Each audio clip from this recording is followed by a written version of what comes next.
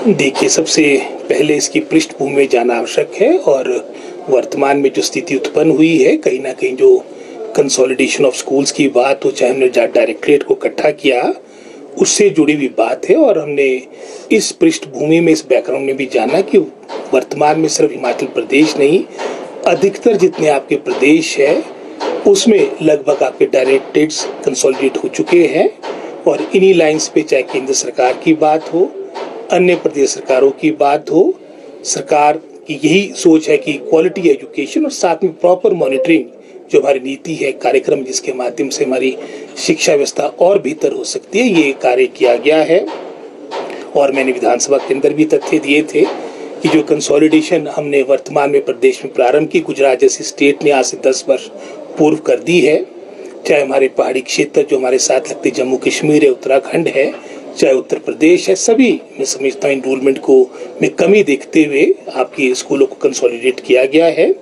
कुछ बातें अवश्य जो आई है, क्योंकि अभी नई व्यवस्था है, कुछ समय के साथ मैं समझता हूँ इसमें जो मिसअंडरस्टैंडिंग है वो भी क्लियर होगी। और जहाँ तक मैं समझता हूँ धरने प्रदर्शन की बात, तो एक डेमोक्रेटिक राइट है। और कहीं यहाँ पर कोई, जैसे आपने सस्पेंशन की बात की, उसमें भी विभाग ने अपने स्तर पे निर्णय लिया होगा। लेकिन मेरा तो यही अपने सभी हमारे जो पीटीएफ यूनियन है, जेबीटी टीचर्स है, उनसे पहले भी 2 मरतबा मेरे स्तर पर बैठक हुई थी और कई दफ़ा सेक्रेटरी एजुकेशन ने भी मीटिंग ली है, जिसके माध्यम से जो हमारे इश्यूज है वो सॉर्ट आउट हो और आने वाले समय के लिए भी वो कभी भी मैं समझता अपनी बातों को लेकर आ सकते हैं। और हम सब मिलजुल कर अपनी देश की शिक्षा व्यवस्था बेहतर करें, इसके लिए हमें कार्य करना होगा। और मैं समझता हूँ उसमें अपनी बातों को पीछे रखते हुए हम सब, मैं समझता हूँ जैसे असर की रिपोर्ट आई, उसमें बहुत अच्छा कार्य हुआ और उसमें बहुत बड़ी भूमिका हमारी जेबीटी टीचर्स की रही है।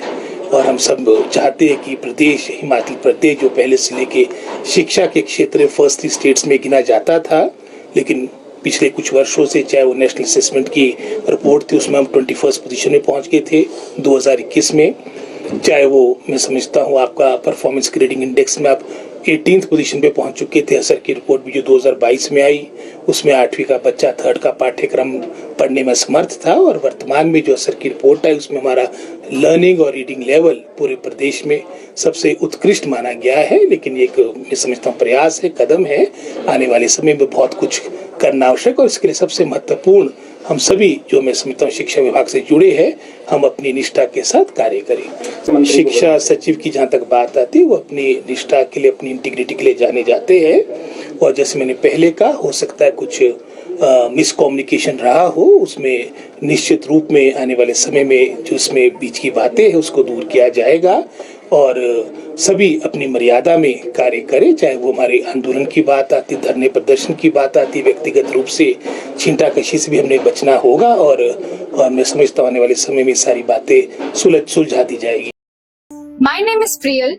And my name is Ocean. And today we welcome you all to Afflux 2025. Our chief guest is Honorable Cabinet Minister Shri Rajesh Dharmani ji. A grand event made for the JEE and NEET achievers. And today we are going to be felicitating them with the award. They are feeling so much proud after seeing their children on the stage by getting the awards from the Cabinet Minister.